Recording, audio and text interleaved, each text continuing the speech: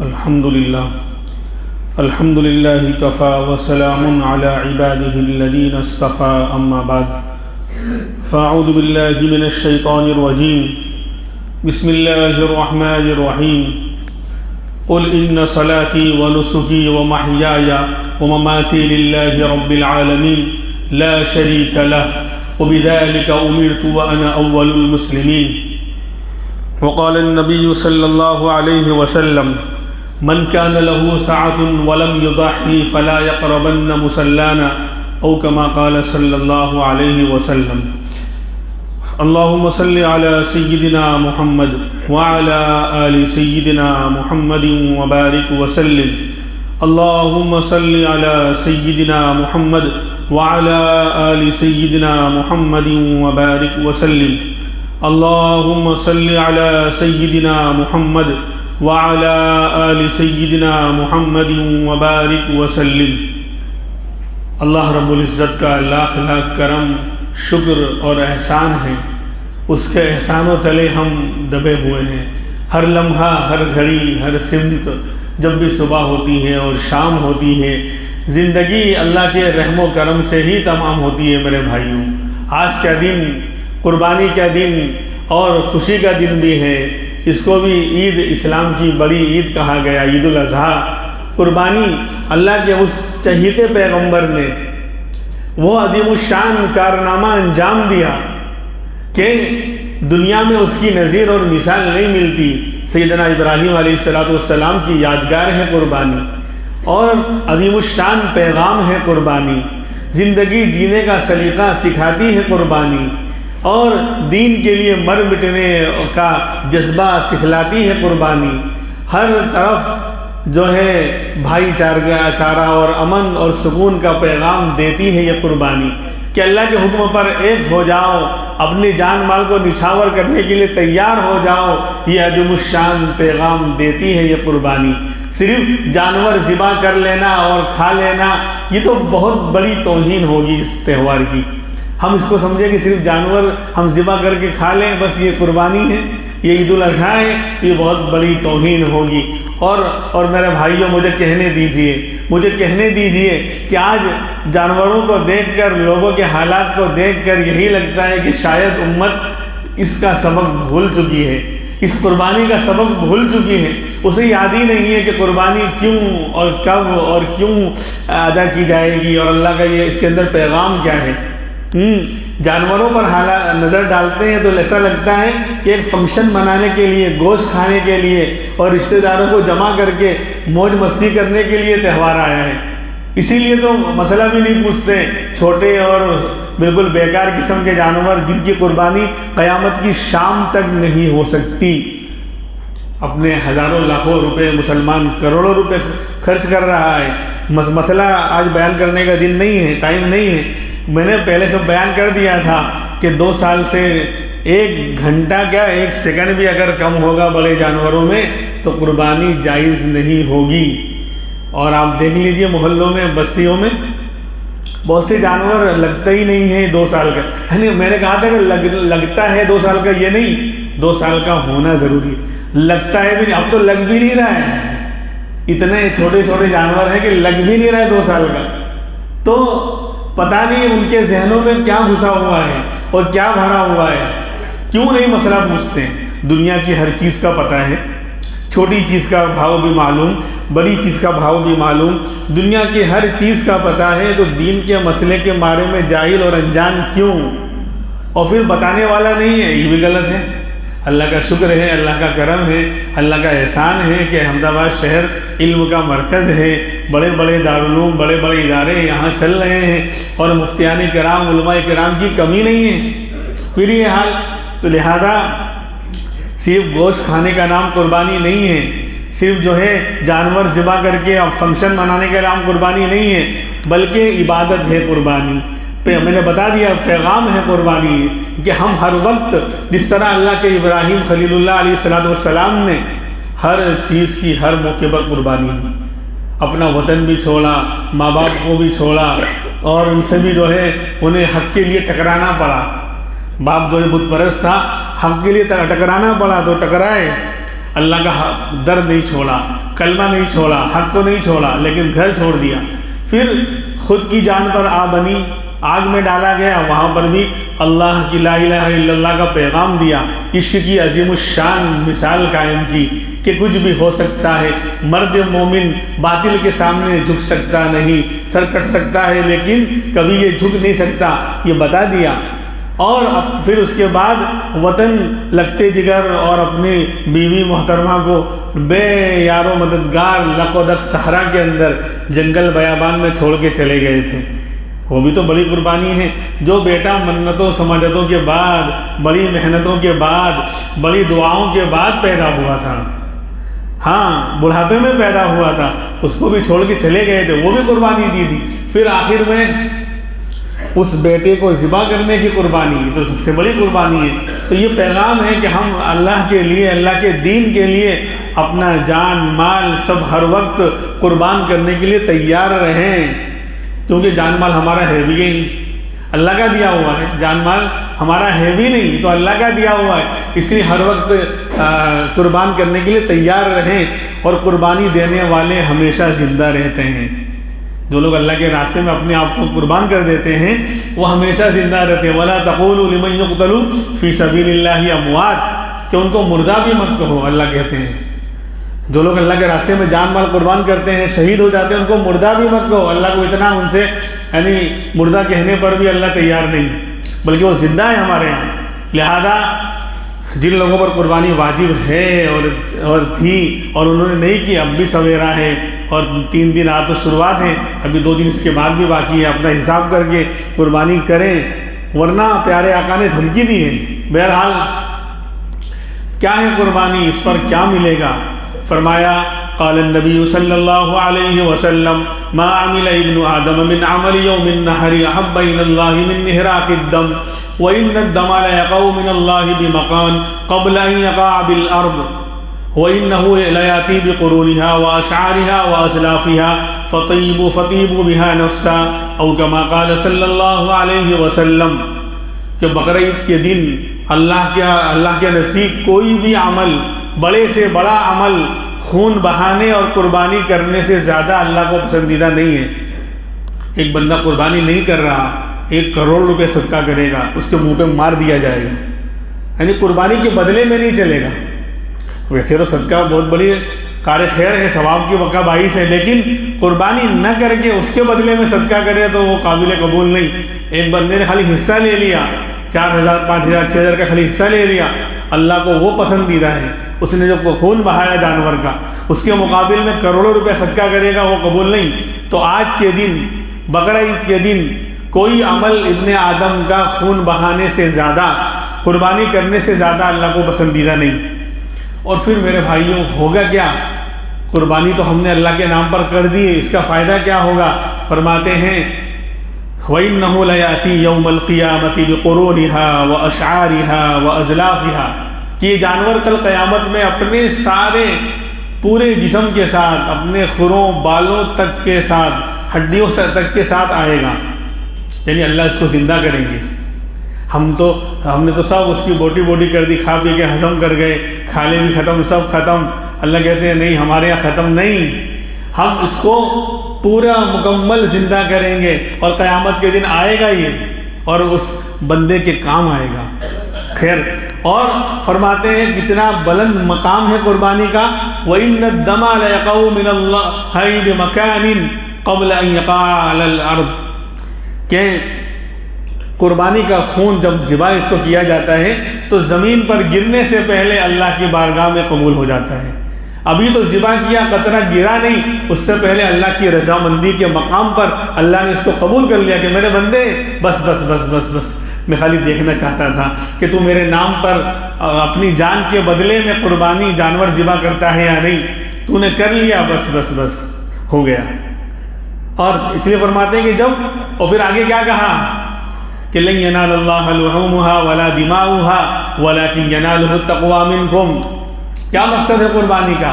فرماتے ہیں اللہ کو نہ تمہارا گوشت پہنچتا ہے نہ خون پہنچتا ہے، تم جو ذبح کر رہے ہو اللہ کیا کریں گے؟ اللہ تو بے نیاز ہے، ہر چیز سے بے نیاز ہے، وہ مالک ہے، خالق ہے، اور کیا کہتے ہیں سمد والی ذات ہے، بے نیاز والی ذات ہے، اس کو کسی کی ضرورت نہیں، سب اس کے محتاج ہیں۔ تو لن ینال اللہ لحومها، اللہ تک نہ اس کا گوشت پہنچتا ہے نہ خون پہنچتا ہے، تو پھر کیا پہنچتا ہے؟ ولکن ینالہ التقوی منکم، تمہارے دل کا اندر کا تقوی پہنچتا ہے، کس جذبے کے ساتھ اور کس نیت کے ساتھ تم جانور ذبح کر رہے ہو، یہ پہنچتا ہے۔ بات سمجھ آ رہی ہے؟ یعنی ہم نے اللہ کے لیے اخلاص کے ساتھ یا بستی والوں کو، محلے والوں کو دکھانے کے لیے کیا، اور یہ بتانے کی ضرورت ہی نہیں ہے کہ کون دکھانے کے لیے کر رہا ہے۔ اب تو سب آسان ہو گیا، وہ تو ڈر ہے کہ بھئی حالات ملک کے ایسے ہیں، ورنہ آپ دیکھتے ہیں انسانوں سے زیادہ جانوروں کی تصویریں آتی ہیں وہاں، واٹس ایپ پر، فیس بک پر، اس پر اس پر۔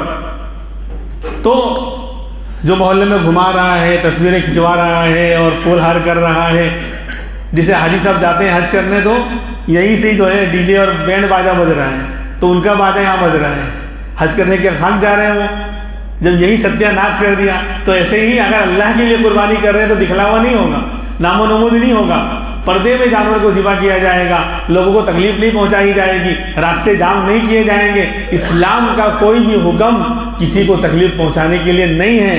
ایذائے مسلم تو حرام ہے، کعبۃ اللہ کو گرانے سے زیادہ خطرناک ہے مسلمان کو تکلیف پہنچانا۔ آج اس کو معمولی سمجھ لیا ہے کہ فلاں نے کیا تو میں بھی کروں گا، میں بھی راستہ جام کروں گا، میں بھی یوں کروں گا۔ یہ کیا مطلب مسئلہ ہے؟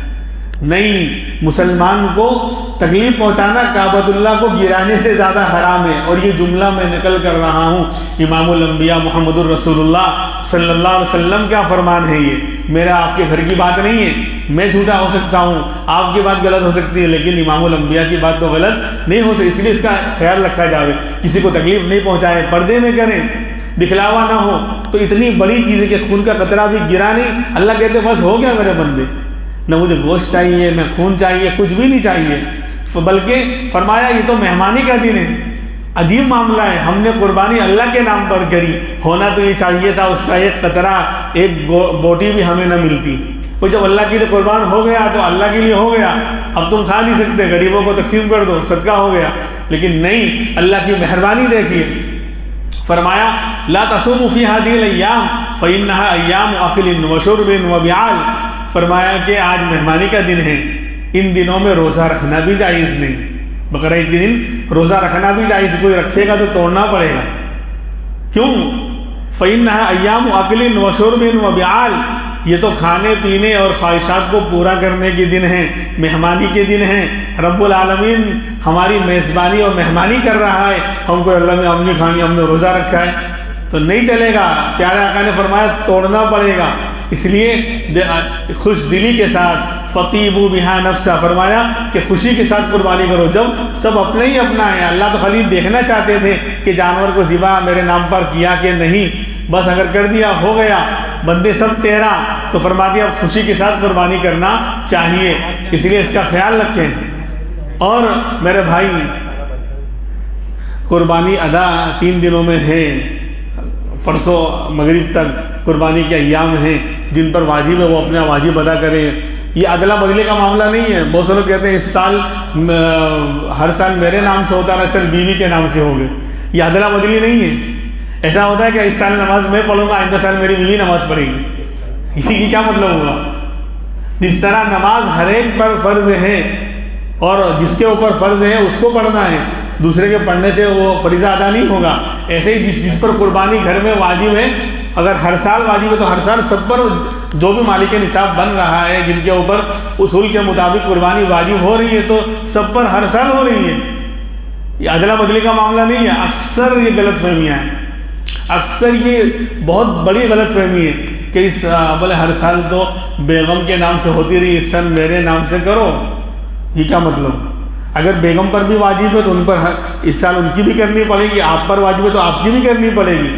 محلے والے کو دکھانے کے لیے 40,000 کا بکرا لانا ضروری نہیں ہے، اپنا دونوں کا سیٹنگ کرو، 3 لوگ ہیں، تینوں پر واجب ہے، تینوں کا سیٹنگ کرو، ارے حصہ لے لو، ناک نہیں کٹے گی، بولے بکرا نہیں لائے تو کچھ نہیں، لیکن تم 40,000 کا بکرا لائے اور ایک آدمی کی قربانی کر رہے ہو، 2 لوگ اور ہیں ان پر واجب ہے، ان کا کہاں گیا واجب؟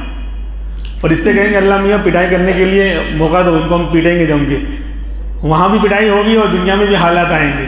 اس لیے پورا جائزہ اور حساب لے کر جن جن لوگوں پر قربانی واجب ہے ان پر قربانی ان کی کرنی چاہیے. ادلا بدلی کا معاملہ نہیں ہے. ہر سال جن پر واجب ہوگی ہر سال سب کی طرف سے کرنا پڑے گا. اور کون کہتا ہے کہ جانور لاؤ؟ ارے حصے لے لو، حصے لے لو جہاں آپ کو معتبر. اگر بھائی 1500 اور 1100 والے میں شک ہے کسی کو، شک سے مسئلے نہیں ہوتے. الیقین لا یزول بالشک قاعدہ ہے فقہ کا.